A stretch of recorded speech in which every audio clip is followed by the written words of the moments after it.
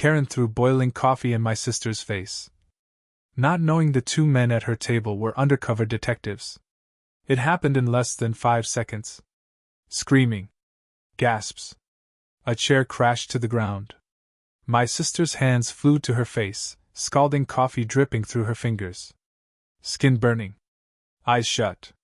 Mouth open in pain. The cafe froze. Nobody moved. Except the two men. They stood. Slowly. Calmly. One reached into his jacket. Flashed a badge. LAPD. The other followed. Federal Task Force, he said. Then turned to Karen. You just assaulted a federal witness. Karen blinked. Laughed. What is this, some prank? She cut in line.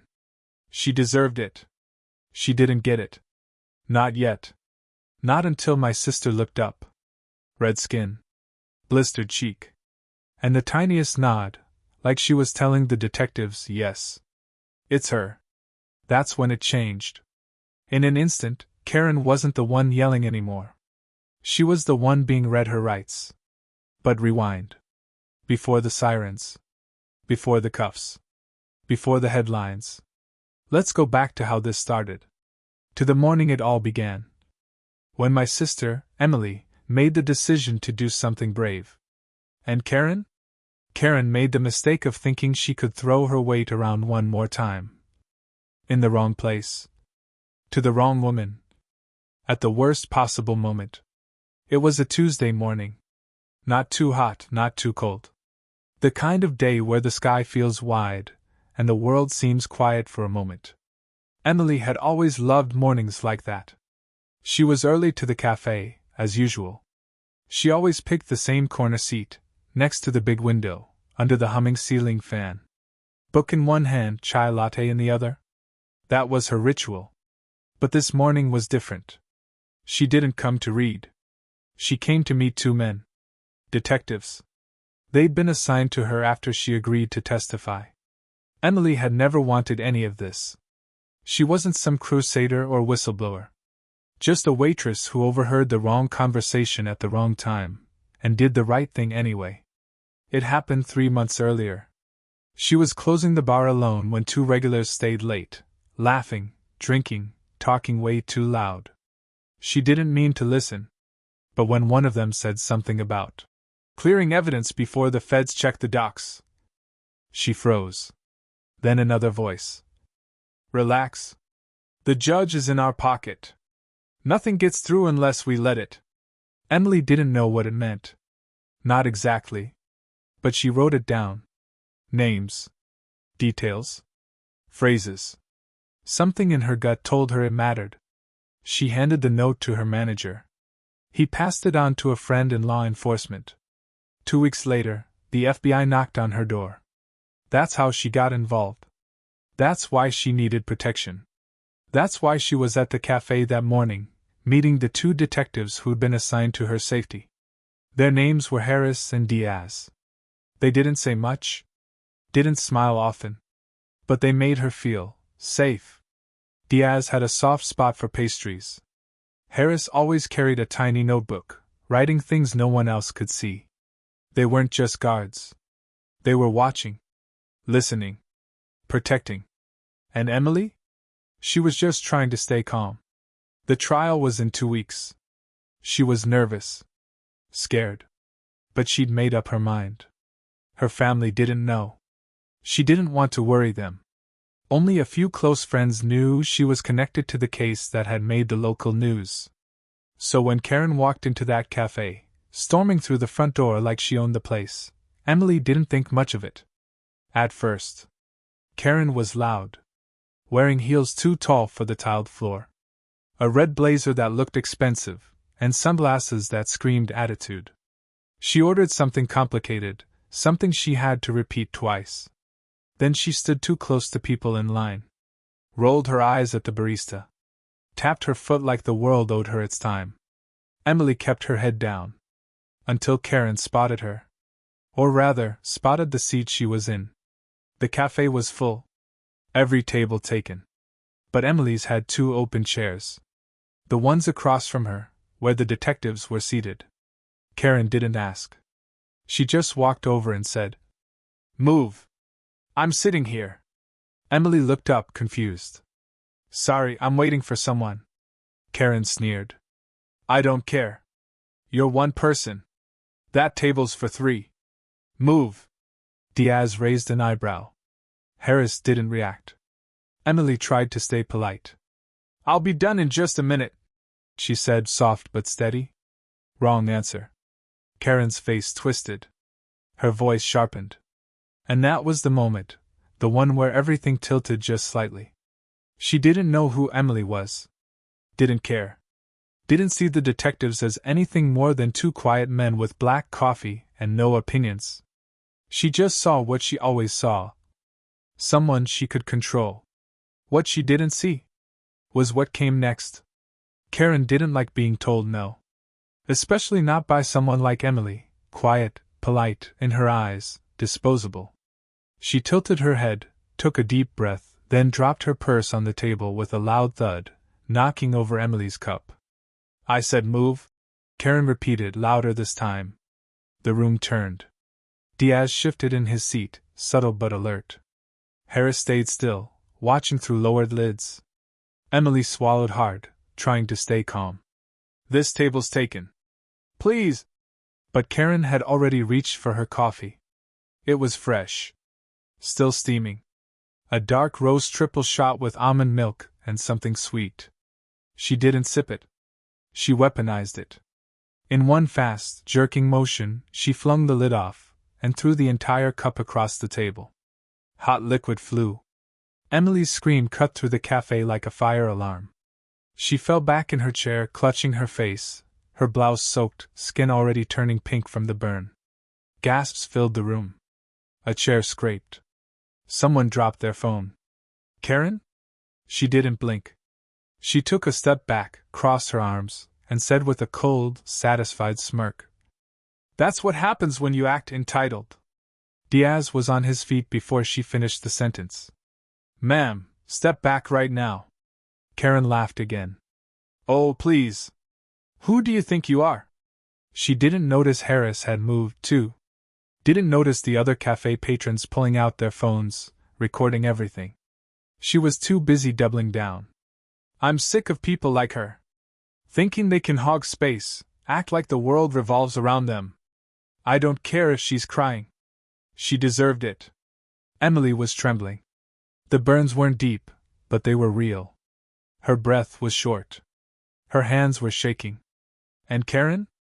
Karen was still ranting. "You know what's wrong with this country? People thinking being a victim makes them important." She probably wanted a scene. Diaz stepped closer. He didn't shout. He just said clearly, "She's under protective custody. You just assaulted a federal witness." Karen froze. Her mouth opened. Closed. Then came the denial. "Oh, please. That's a bluff. You can't trick me with that fake FBI talk." Harris spoke for the first time. Quiet but firm. "Detective Harris. LAPD. Badge number 045219. He held it up. "And that's Detective Diaz, Federal Task Force Liaison. You're on camera. Multiple angles. Multiple witnesses." Karen backed up a step. Her smirk vanished. "This is insane. I didn't know." She didn't say anything. She didn't look important. She didn't have to, Diaz said. Karen's eyes darted to the door. To the phones. To the badges. Then back to Emily, still sitting, still shaking, still trying to process what had just happened. Karen's voice shifted. She tried charm. "I didn't mean to hurt her, okay? It was just heat of the moment. We're all under stress." No one responded. The cafe was silent again. Until the barista behind the counter said, almost too calmly, "Cameras caught everything. You poured it deliberately. That's assault." Karen turned pale. She tried one last card, outrage. "I have rights. You can't arrest me without cause." Diaz pulled out his phone. Tapped it. "Backup's on the way. You'll have a chance to explain yourself to them. Outside, sirens grew louder. Inside, Karen's confidence shrank. She stepped away from the table, hands half raised, trying to look innocent. I just wanted a seat, she mumbled. That's all. She was rude. She started it. Nobody believed her. And in that moment, surrounded by truth, by cameras, by two silent detectives and a girl with burned skin and steady eyes, Karen finally realized. This wasn't just a cafe. This wasn't just a stranger. This wasn't just coffee. This was a crime. And she was standing right in the middle of it. The sirens stopped right outside the cafe. Two uniformed officers stepped in, fast, alert, eyes scanning the room. Harris gave them a nod. Diaz pointed at Karen. She's the assailant, he said. Victim is under federal protection. Karen turned to the officers, trying a new tone, fragile, teary, misunderstood. I didn't know. I thought she was just some girl being rude. I didn't mean anything by it.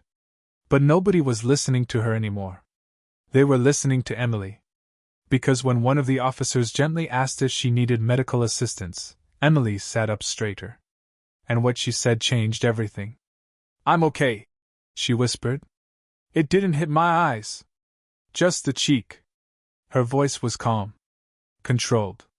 Then she reached into her bag and pulled out a slim black folder. Inside, printed documents, photos, transcripts, timestamps. She handed it to Harris without hesitation. Diaz added, That's the full chain. We'll log it with the task force later. The officer blinked. Wait, is this? Harris nodded.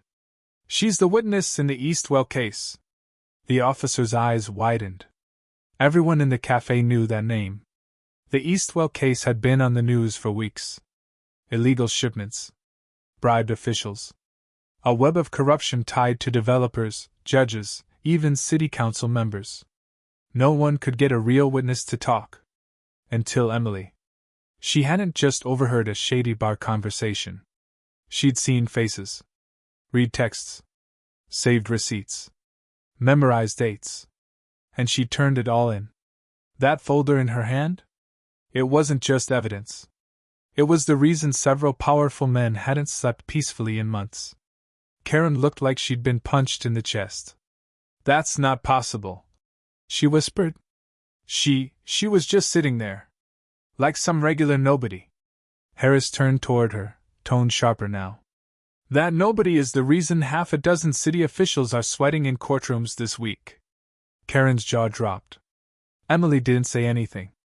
She didn't have to. The burns on her cheek were already starting to swell, but her spine stayed straight. Her voice, when she finally spoke again, was low but firm. You didn't know who I was, she said. But that's the point, isn't it?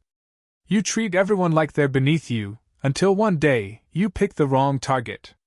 Karen didn't respond. Couldn't. One of the officers stepped forward. Ma'am, turn around. Hands behind your back. And for the first time since she walked into that cafe, Karen obeyed. The cuffs clicked. The door opened again. A small crowd had gathered outside. People with phones. With questions. With curiosity. The officer led Karen out. She tried to hide her face. Too late. Emily sat still for a moment after they left. Diaz leaned in. You all right? She nodded. It could have been worse, Harris said. You kept your composure. That matters. The cafe began to breathe again. The barista offered ice. A woman from another table brought over napkins. Someone whispered, She's the girl from the trial. Like she was a myth. But Emily didn't feel like a hero. She just felt tired.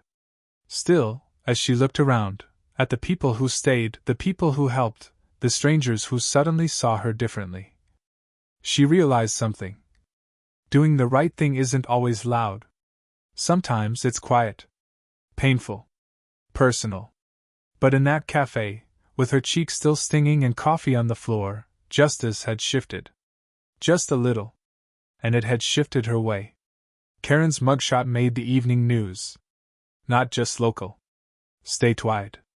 The headline read, "Woman throws coffee at federal witness, arrested in front of undercover detectives." Her photo went viral. Hair disheveled. Lipstick smeared. That same smug expression, now frozen in disbelief. By the time she was booked, her name was trending on social media. People were outraged, disgusted, and surprisingly unified. Finally, a Karen gets what she deserves. Within 24 hours, the district attorney's office announced official charges: assault and battery, interference with an active federal investigation, public endangerment. And because Emily was under protection at the time, the case qualified as aggravated assault against a federal witness. That made it federal. Karen's lawyer tried everything. She didn't know. It was a heat-of-the-moment misunderstanding. She has no prior record. Didn't matter. The footage was clear. The witnesses were many. The detectives? Solid as stone. And the prosecutor? She didn't blink. This wasn't just rude behavior, she told the judge. This was targeted aggression against a vulnerable individual. And it could have jeopardized a major case. Karen was denied bail. They called her a flight risk. Meanwhile, the cafe owner publicly apologized to Emily. They closed for a day to clean and reevaluate their security protocols. When they reopened, there was a news sign above the counter. Respect everyone.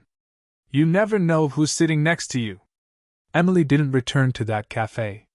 Not because she was afraid, but because she needed space. She spent the next few days in recovery. Her burns weren't severe, thanks to quick action and cold compresses. But the sting went deeper. She didn't regret speaking up. Didn't regret getting involved in the Eastwell case. But now she understood what it really meant to stand for something, and what it could cost. Then, 1 week later, a knock at her door. Not the police. Not the press. It was the prosecutor herself. She came with 2 detectives, not Harris and Diaz this time, but new faces. And a letter. A personal one. From the U.S. Attorney's Office. Thanking Emily for her bravery. For her composure. For not retaliating, when she had every reason to. She didn't expect that. What she really didn't expect was the second letter. From one of the detectives. Handwritten. It said, "I've been on this job 20 years. Seen all kinds of witnesses. But the way you held your ground, even after being attacked, reminded me why I still wear the badge." Emily cried when she read that. Not from pain. From relief. Because finally, someone saw her. Not just as a witness. Not just as a victim. But as someone who mattered. As for Karen? She's still awaiting trial. But her life has already changed. Fired from her job. Banned from multiple local businesses. And the civil lawsuit filed by Emily's legal team? That's still pending. But justice? That already arrived. And it wore a badge. Some scars don't stay on the skin. Weeks passed. The burns on Emily's cheek faded. The redness softened. The pain dulled. But something inside her shifted, something that wouldn't fade so easily. She still walked with confidence. Still kept her routine. But now, there was a new layer in her gaze, calm, but heavier. Wiser. Not bitter. Not broken. Just changed. The trial for the Eastwell case proceeded as planned. Emily testified. In a quiet courtroom packed with tension, she spoke with strength, clarity, and calm. She didn't embellish. Didn't dramatize. She simply told the truth. Her words helped take down 3 major players in the corruption network. A judge. A port supervisor. A city planner. Each one exposed because she chose to speak up. When the verdict came, she didn't cheer. She just nodded. And walked out of the courtroom into the sunlight, free in a way she hadn't felt in months. That night she sat on her porch, wrapped in a blanket, holding a warm cup of tea, no longer afraid of the heat. Her phone buzzed. A message from Diaz. "They went down. You did it." Then another, from Harris. The world's better with people like you in it. Stay safe, kid. She smiled. Not because justice was done, but because even in a world where people like Karen exist, where anger is thrown hotter than coffee, where cruelty hides behind fake smiles and expensive sunglasses, there are still moments like this. Moments where truth wins, where kindness holds, where the quiet ones rise and the loud ones fall. And there's one last detail, small but worth sharing. The café? They framed a photo of Emily on the wall. Just a candid one, her sitting by the window, sunlight catching her hair, a slight smile on her face.